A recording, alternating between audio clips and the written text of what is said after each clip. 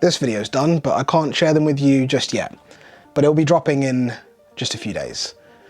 Now, I saw a really interesting comment on one of our recent YouTube videos, and as I was trying to reply to it, I found myself writing paragraph on paragraph, and I actually thought it probably made more sense to reply to that comment in the phrase of a video. Now, the comment that I got was essentially asking for a little bit more transparency on a recent video, asking if a company had essentially paid to get a flawless review, in other words, because they were wondering how can a new brand create a product and completely wipe the floor with all of the other manufacturers that are out there that are much bigger, have been around for a hell of a lot more time, and have huge R&D departments that can spend a lot of time researching and kind of perfecting products. Very interesting question and completely fair. And sometimes I think I tend to forget that we see a lot of what happens behind the scenes of the hockey manufacturers. And I think that kind of gets lost on us sometimes because we forget that not everyone has the same insight and context. So some things don't seem as clear to all as it might be to us. Now, to answer that question, we've worked with pretty much every hockey manufacturer that is out there and work with pretty much all of the major names, the household names, even some of the newer names that are slowly becoming household names.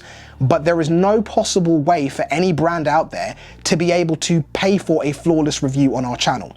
Now, all of the reviews that we create are our perspective. And I can't tell you how many times after dropping a review, myself and Tommy have had to have very awkward conversations with the brands to kind of discuss what we covered in the video and how we shared it. Any critique that we share is always from a constructive perspective. Even with Bauer, we banter Bauer a lot, banter. My humor is unfortunately British, which means it's incredibly direct and very dry. A lot of you do seem to get that and kind of get the fact that we're bantering, but some of you, small portion of you, think we're actually being serious. It is always constructive. We like to say what brands have done well and what brands could do to improve.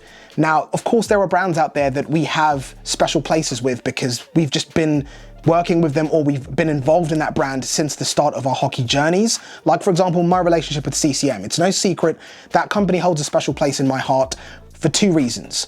The people that I met that work for CCM, both in Sweden and also in Canada, in Montreal, and also what that brand means to me. That brand to me means access to the ice. It was my first connection to the ice, which is always going to be special. That doesn't mean that they get special credit, and if they do something wrong, we're not going to cover it in a video.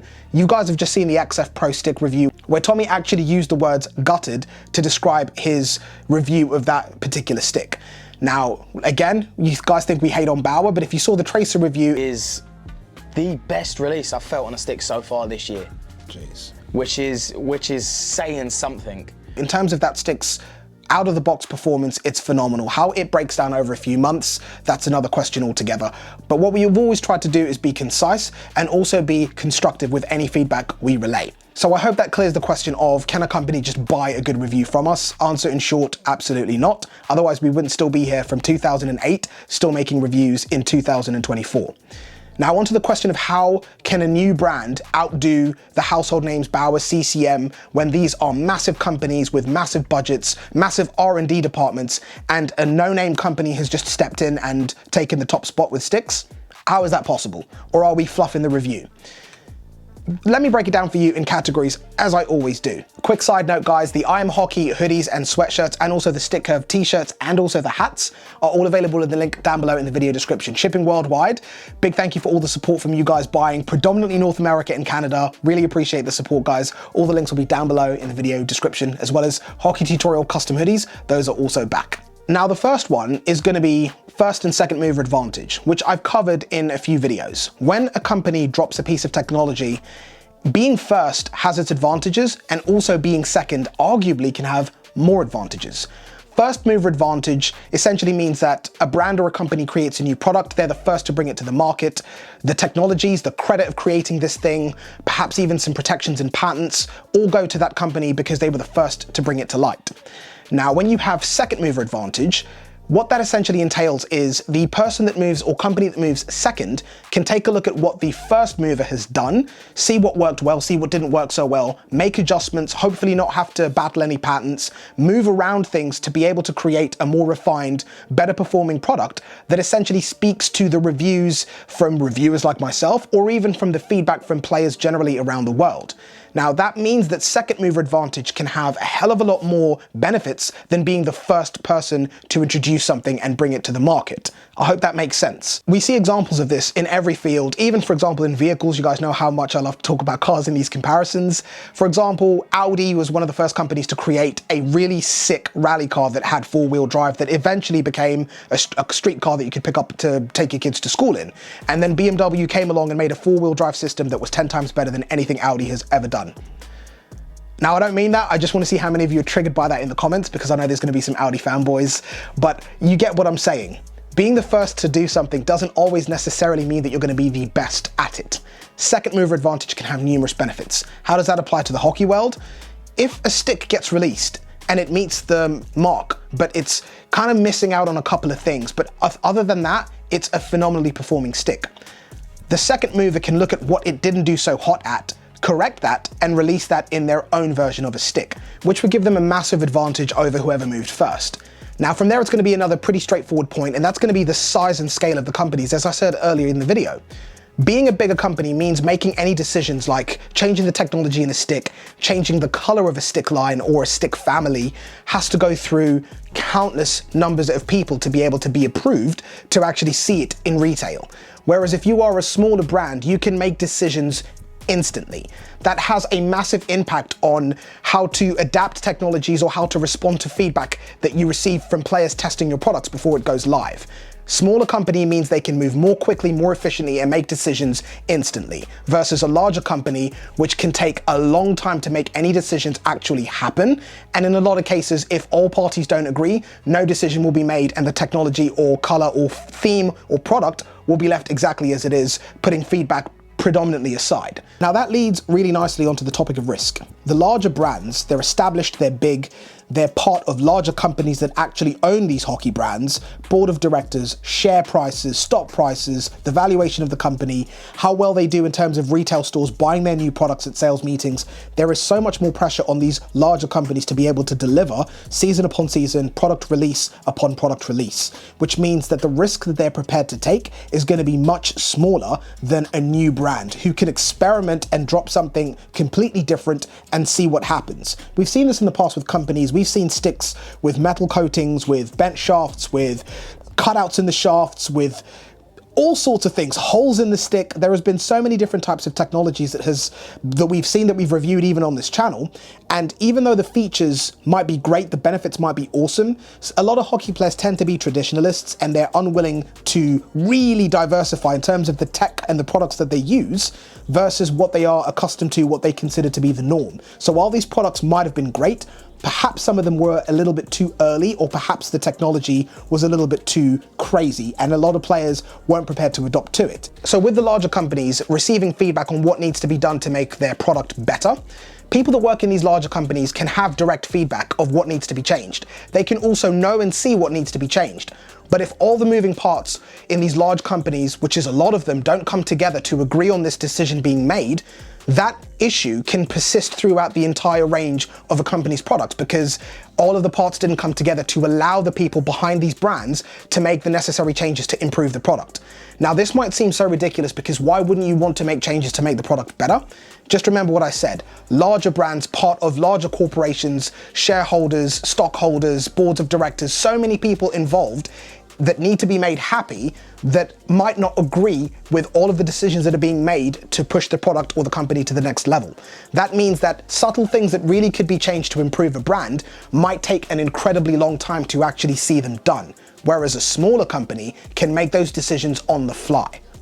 The scale of the problems that an underperforming line or product would have for these larger brands is catastrophic and monumental compared to a brand new brand releasing a brand new product that doesn't take off.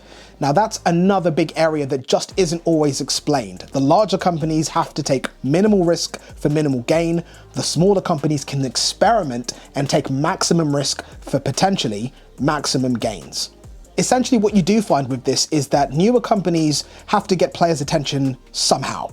Some crazy new tech that you've never heard of, holes in the stick, a bent shaft, a cutout in the blade, that's gonna get our attention. You're gonna at least go, what is that? But whether you're prepared to buy it and use it despite what the benefits might be is a completely different story. Companies either have to grab our attention through pure innovation, trying something incredibly different and new and eye-catching, or simply by creating something that is a refinement of what we have already used and seen.